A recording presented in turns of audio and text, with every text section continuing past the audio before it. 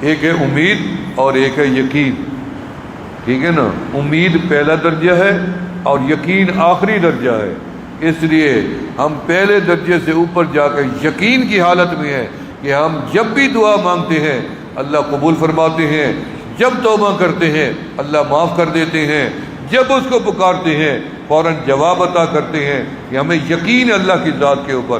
جیسے ایک بچے کو اپنے والدین پہ یقین ہوتا ہے کہ میری فیس بھی بھرے گا، میرے کپڑے بھی خریدے گا، میرے جوتے بھی خریدے گا، اسے کوئی ٹینشن نہیں، یقین ہوتا ہے، سوتا ہے، آرام کرتا ہے۔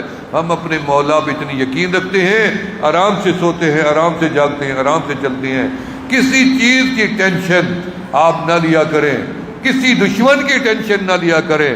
کوئی بال بیگا نہیں کر سکتا، جس کی دوستی اس ذات سے لگ جائے اس کو کس چیز کی ٹینشن ہے؟